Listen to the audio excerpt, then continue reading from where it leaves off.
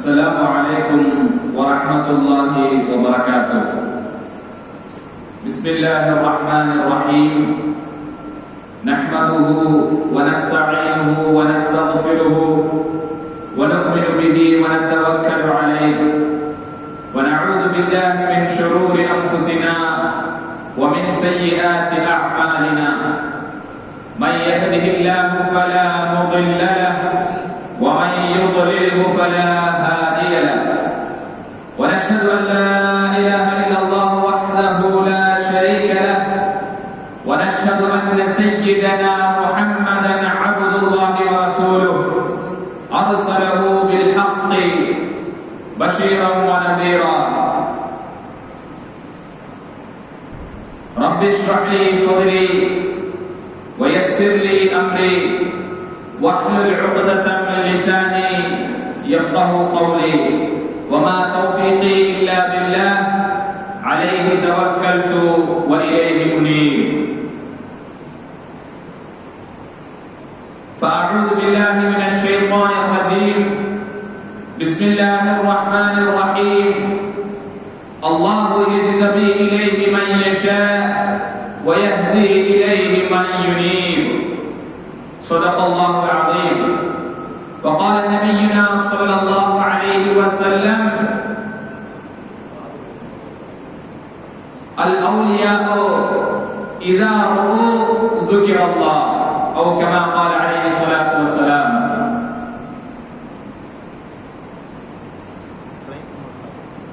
அளவற்ற அருளானும் நிகரற்ற அன்புடையவனுமாகிய எல்லாம் வல்ல அல்லாஹ்வின் கருணையும் ஈடேற்றமும் இங்கு இந்த மஜ்லிஸிலே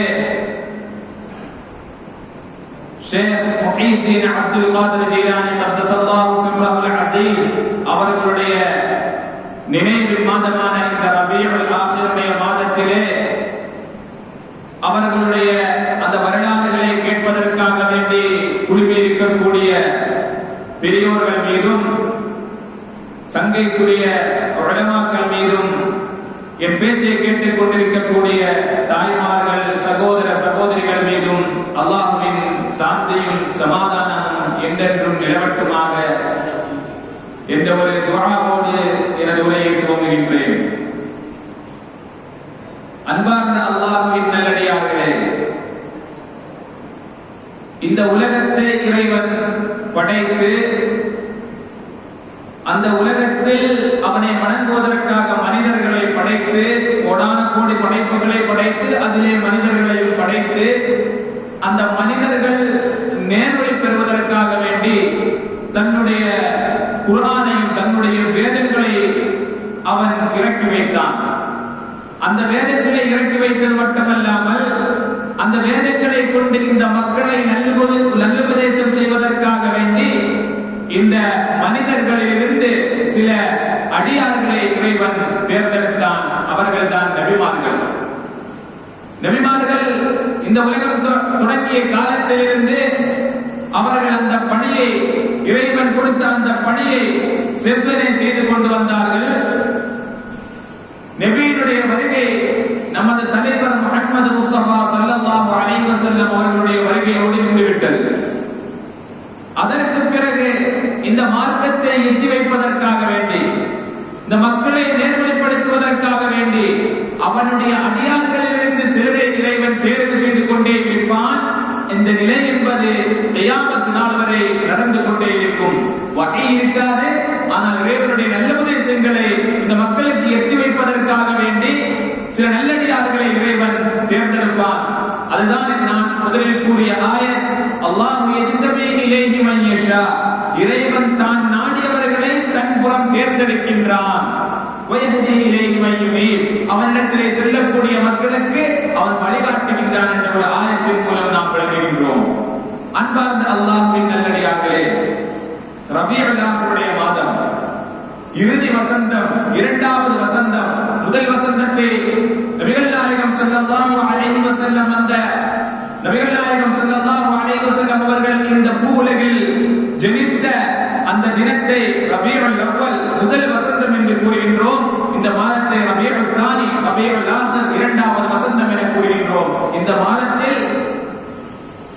ஷேக் முஹித்தீன் அப்துல் காதர் ஜீலானி கத்தஸல்லாஹு சிர்ரஹுல் அஸீஸ் அவர்களுடைய நினைவு மாதமாக இருந்து கொண்டிருக்கின்றது. அன்பார்ந்த அல்லாஹ்வின் நல்லடியார்களே, அவர்கள் அவுலியாக்களுடைய தலைவர்களாக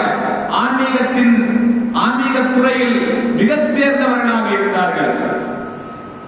இன்றைய காலகட்டத்திலே அவுலியாக்கள், அல்லாஹ்வுடைய நேசர்கள், இறை நேசர்கள் என்று சொன்னால் அதை இரண்டு பிரிவுகளாக பார்க்கிறார்கள். ஒரு பிரிவு அல்லாஹ்வுடைய இறை நேசர்களை மிக புகழ்ந்து அல்லாஹ்வுடைய அளவிற்கு அவர்களை உயர்த்தி வைக்கின்றார்கள். இன்னொரு பிரிவினரோ மனிதர்களை விட கீழ்த்தரமான முறையிலே அவர்களை விமர்சனம் செய்து கொண்டிருக்கின்றார்கள். இந்த இரண்டு குரூப்புகளும், இந்த இரண்டு குழுக்களும் செய்வது தவறு. அல்லாஹ்வுடைய அவுலியாக்கள், இறை நேசர்கள் என்றால் யார்? அல்லாஹ்வுக்கு விருப்பமானவர்கள் என்றால் யார்? அவர்களை அல்லாஹ் எவ்வாறு அறிமுகப்படுத்தி தருகின்றான்? அவர்களை ஹதீஸ் மூலமாக நபிகள் நாயகம் ஸல்லல்லாஹு அலைஹி வஸல்லம் எவ்வாறு இந்த உம்மத்திற்கு விளக்கித் தருகின்றார்கள் என்பதை நாம் பார்க்க வேண்டும். அவர்களை நாம் நல்ல கண்ணோட்டத்தில் பார்க்க வேண்டும். அதாவது இப்பொழுது இருக்கக்கூடிய சமூகம் வலி, அவுலியா என்ற ஒரு வார்த்தையை சொன்னாலே ஷிர்க். வலியா என்றாலே அது அவுலியா கிடையாது, ஷிர்க்கு கொண்டு செல்லும். ஒன்றுமே புரியாமல், அவர்களை பற்றி ஒரு தெளிவான ஞானம் இல்லாமல் சில விஷயங்களை தவறாக கூறிக்கொண்டிருக்கின்றார்கள். அல்லாஹ் நம்மை பாதுகாக்க வேண்டும். அவர்களுடைய விஷயத்தில் இறைவன் அவர்கள் யார், அவர்கள் எவ்வாறு இருப்பார்கள் என்ற விஷயங்கள் எல்லாம் குர்ஆனும் ஹதீஸும் நமக்கு கற்றுத் தருகின்றது. அல்லாமா புகாரியுடைய விரிவுரையாளர் அல்லாமா இப்னு ஹஜர் அஸ்கலானி ரஹ்மத்துல்லாஹி அலைஹி அவர்கள் கூறுவார்கள், ஒருவன் ஒரு வலியாக வேண்டும் என்று சொன்னால், ஒரு இறைநேசனாக வேண்டும் என்று சொன்னால் அவனுக்கு 3 தகுதிகள் இருக்க வேண்டும். முதல் தகுதி அல் ஆலிமு பில்லாஹ், அவன் இறைவனை அறிந்தவனாக இருக்க வேண்டும். இறைவனை அறியக்கூடிய முறையிலே அவன் இறைவனை அறிந்தவனாக இருக்க வேண்டும். இரண்டாவதாக அவனுடைய வணக்க வழிபாடுகளிலே அவர்கள் நிரந்தரமாக இருக்க வேண்டும். இன்றைக்கு செய்யக்கூடிய வணக்கம் நாளைக்கு செய்ய மாட்டேன், அப்படி அல்ல. அவனுடைய எல்லா வணக்கங்களிலும் தங்களுடைய இறுதி மரணம் நேரம் வரைக்கும் அவர்கள் நிரந்தரமாக இருக்க வேண்டும். மூன்றாவது அவர்கள் கூறும்போது அல் இஹ்லாஸ் ஃபீ இபாதிஹி, அதாவது இறைவனுக்கு செய்யக்கூடிய இபாதத்துகள் எல்லாம் இஹ்லாஸான முறையில் இருக்க வேண்டும். இறைவனுக்கு மட்டும்தான் நான் செய்கிறேன் என்ற ஒரு எண்ணம் அவர்களுக்கு இருக்க வேண்டும். முகஸ்துதி என்பது அவர்களுடைய வாழ்க்கையில் வந்துவிடக் கூடாது. இந்த 3 காரியங்களும் அவனிடத்திலே இருந்தால்தான் ஒருவன் வலியாவதற்கு தகுதி பெறுகிறான் என்பதை இப்னு ஹஜர் அஸ்கலானி ரஹ்மத்துல்லாஹி அலைஹி அவர்கள் சுட்டிக்காட்டுகின்றார்கள். அல்லாஹ் சுப்ஹானஹு வ தஆலா தன்னுடைய திருமறையிலே கூறும் பொழுது, அலா இன்ன அவுலியா அல்லாஹி லா ஹவுஃபுன் அலைஹிம் வ லா ஹும் யஹ்ஸனூன், அறிந்து கொள்ளுங்கள் மக்களே, அல்லாஹ்வுடைய இறைநேசர்கள் என்பவர் யார், வலிமார்கள் என்பவர் யார்? லா ஹவுஃபுன் அலைஹிம், நிச்சயமாக அவர்களுக்கு நாளை மறுமையில் என்ன நடக்கும் என்பது பற்றிய பயம் ஒன்றும் இருக்காது. வ லா ஹும் யஹ்ஸனூன், இந்த உலக வாழ்க்கை குறித்த கவலையே அவர்களுக்கு இருக்காது. அவர்கள் தான் வலிமார்கள். அப்படி ஆக வேண்டும் என்று சொன்னால் அவர்கள் எந்த அளவிற்கு தன்னுடைய மனதை கிடப்படுத்தி வைத்திருக்க வேண்டும் என்பதை நாம் புரிந்து கொள்ள வேண்டும். அந்த ஆயத்தினுடைய அடுத்த ஆயத்தில் இறைவன் கூறுவான், அல்லதீன ஆமனு வ கானூ யத்தகூன், அவர்கள் யார்? அவர்கள் ஈமான் கொண்டிருப்பார்கள். அதோடு இறைவன் முடித்து விடவில்லை, வ கானூ யத்தகூன், அவர்கள் இறைவனை அஞ்சியவர்களாக வாழ்ந்து கொண்டிருப்பார்கள். இறைவன் தடுத்த விஷயத்திலே மிக கராராக இருப்பார்கள். அவர்கள் அல்லதீன ஆமனு வ கானூ யத்தகூன், அவர்கள் ஈமான் கொண்டு இறையச்சத்தோடு வாழ்ந்திருப்பார்கள். அவர்களுக்கு என்ன விஷயம் இறைவன் கொடுக்கிறான் என்று தெரியுமா? லஹுமுல் புஷ்ரா ஃபில் ஹயாத்தித் துன்யா வ ஃபில் ஆখিরা லா தப்தீல லிகலிமாத்தில்லாஹ், அவர்களுக்கு இந்த உலகத்திலும் நாளை மறுமையிலும் இறைவன் சுப செய்தியை, சுகமான வாழ்க்கையை, சுப செய்தியை அவர்களுக்கு வழங்கினான். இறைவன் நாளை மறுமையில் அவர்களுக்கு நான் வழங்குவேன் என கூறவில்லை. ஃபில் ஹயாத்தித் துன்யா, இந்த உலகத்திலேயே அவர்களுக்கு சுபமான வாழ்க்கையை, சுப செய்தியை அவர்களுக்கு இறைவன் வழங்குகின்றான். லா தப்தீல லிகலிமாத்தில்லாஹ், அல்லாஹ்வுடைய வார்த்தையில் எந்த மாற்றமும் இருக்காது என அவுலியாக்களை பற்றி, இறைநேசர்களை பற்றி கூறும் பொழுது இறைவன் இவ்வாறு இந்த சமூகத்திற்கு இறைநேசர்கள் யார் என அறிமுகப்படுத்தி தருகின்றான். ஸல்லல்லாஹு அலைஹி வஸல்லம் அவர்களிடத்திலே இந்த ஆயத்தை ஓதி காட்டும் பொழுது அவர்கள் கேட்பார்கள், மன்ஹுமுல் அவுலியா யா ரசூலல்லாஹ், அல்லாஹ்வின் தூதரே அவுலியாக்கள் என்றால் யார்? உடனே ஸல்லல்லாஹு அலைஹி வஸல்லம் அவர்கள் அழகான ஒரு வார்த்தையை கொண்டு கூறுவார்கள், இதா ரூ ஸுக்கிரல்லாஹ், நீங்கள் அவர்களை பார்த்தால் உங்களுக்கு அல்லாஹ்வுடைய ஞாபகம் வந்துவிடும். அவர்களை நீங்கள் பார்த்தாலே போதும் உங்களுடைய கல்விலே இறைவனுடைய நினைவு வரும். ஏனென்று சொன்னால் அவர்கள் அந்த வாழ்க்கையை வாழ்ந்து கொண்டிருப்பார்கள். நீங்கள் அவர்களை பார்க்கும் பொழுது உடனே உங்களுடைய கல்விலே இறைவனுடைய நினைவு வந்தது என்று சொன்னால் அவர்கள் தான் இறைநேசர்கள் என ஸல்லல்லாஹு அலைஹி வஸல்லம் அவர்கள் இந்த சமூகத்திற்கு சொல்லித் தருகின்றார்கள். இறைநேசர்கள் சாதாரண நிலையிலே அவர்கள் அந்த பதவியை அடைந்து விட்டார்களா? சும்மா 5 நேரம் தொழுகையை தொழுது கொண்டு சில விஷயங்களை செய்து கொண்டவுடன் அவர்களுக்கு அந்த பதவி கிடைத்து விட்டதா? இல்லை.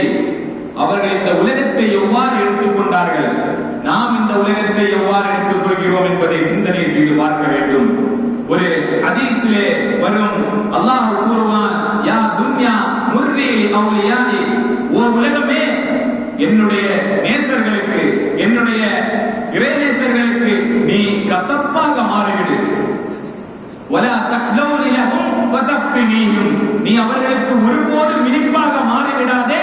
அப்படி மாறிவிட்டாய் என்று சொன்னால் உன்னுடைய சுகபோக வாழ்க்கையில் அவர்கள் சுகம் கண்டு நீ அவர்களை ஃபித்னாவில் ஆக்கி விடுவாய்.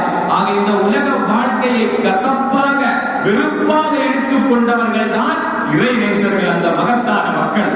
சிந்தனை செய்து பார்க்க வேண்டும். நம்மால் முடியாத ஒரு காரியம், இந்த உலகத்தை ஒரு கசப்பான ஒரு உணர்வாக நம்மால் எடுத்துக்கொள்ள முடியுமா?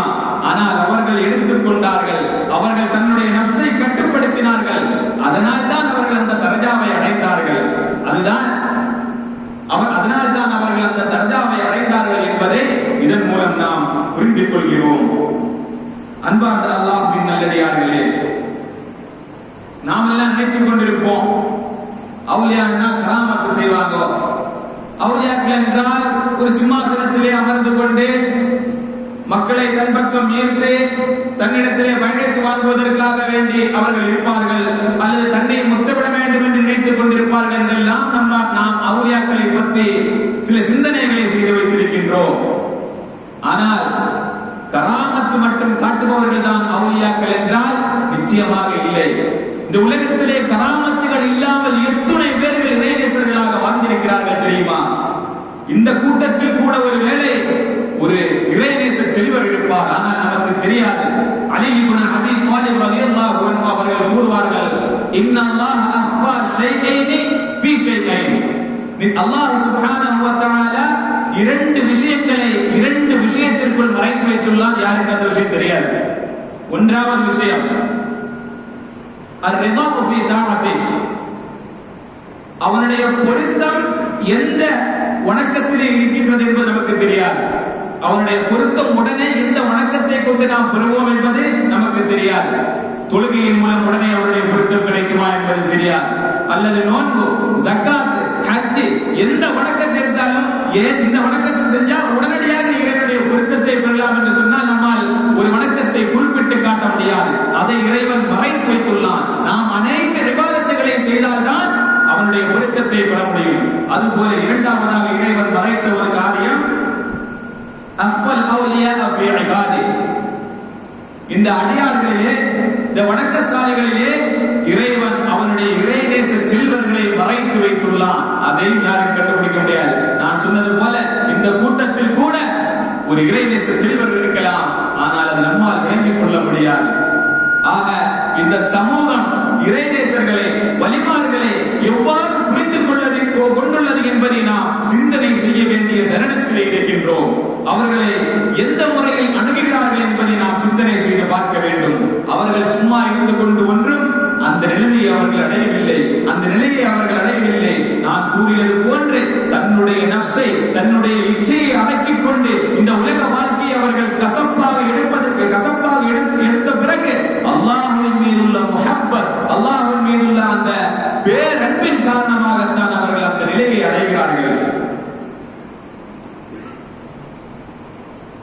அவுலியாக்களுடைய தரஜாக்கள், நாம் சில இபாதத்துகளை உதாரணமாக எடுத்தோமே என்று சொன்னால் சுன்னத்து தொழுகைகளை நாம் லேசாக கருதுகின்றோம். சில நவாஃபிலான நாம் லேசாக கருதுகின்றோம். ஆனால் அவர்கள் அவ்வாறு அல்ல. அந்த நவாபிலான விஷயங்களையும் அந்த சுன்னத்தான விஷயங்களையும் தன்னுடைய வாழ்க்கையில் ஃபர்துடைய விஷயத்தை போல வாஜிபான விஷயங்களை போல அவர்கள் கடைபிடித்துக் கொண்டிருப்பார்கள். நம்மால் முடியுமா? எல்லா நாளும் எழுந்து தஹஜ்ஜுடைய நேரத்திலே இருந்து தொழுவதற்கு நம்மால் முடியுமா? ஆனால் அவர்கள் அதை ஃபர்லாக நினைத்து அதை தன்னுடைய வாழ்க்கையிலே அவர்கள் நினைத்துக் கொண்டார்கள். நாம் இன்று ஃபர்து தொழுகைகளை கூட ஏதோ கடமையாக்கியுள்ளார் என்ற ஒரு காரணத்திற்காக வேண்டித்தான் நாம் அந்த தொழுகைகளை தொழுது கொண்டிருக்கின்றோம். ஆனால் அவர்கள் அவ்வாறல்ல.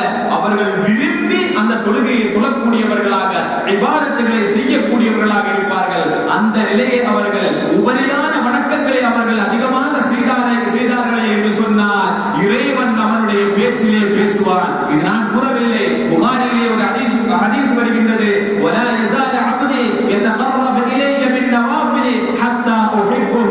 என்னுடைய அடியான் உபரியான வணக்கங்களை செய்து கொண்டு என்னை நெருங்கிக் கொண்டு வந்திருப்பான். எதுவரைக்கும் என்றால் ஹத்தா உஹிப்புஹு, ஒரு நேரத்தில் நான் அவனை மிகவும் நேசிக்கும் அளவிற்கு அவன் உபரியான வணக்கங்களை கொண்டு என்னிடத்திலே நெருங்கி வருவான். ஃபைதா அஹ்பப்துஹு, நான் அவனை விரும்பி விட்டால், அவனை நான் நேசித்து விட்டால், குந்து ஸமஅஹு அல்லதி யஸ்மஉ பிஹி, அவனுடைய செவிப்பனாக நான் மாறுவேன். அவன் கேட்க மாட்டான், அவனுடைய கேட்கும் திறனாக மாறுவேன். வ குந்து பஸரஹு அல்லதி யுப்ஸிரு பிஹி, அவனுடைய பார்வையாக நான் மாறுவேன். வ குந்து யதஹு அல்லதி யப்தஷு பிஹா, அவன் விரிக்கக்கூடிய கையாக நான் மாறுவேன். அவன் நடக்கக்கூடிய காலாக நான் மாறுவேன். வ இதா ஸஅலனி, அவன் என்னிடத்தில் ஏதாவது ஒரு விஷயத்தை கேட்டால் லஅக்தியன்னஹு, நிச்சயமாக அதை நான் நிறைவேற்றி கொடுப்பேன்.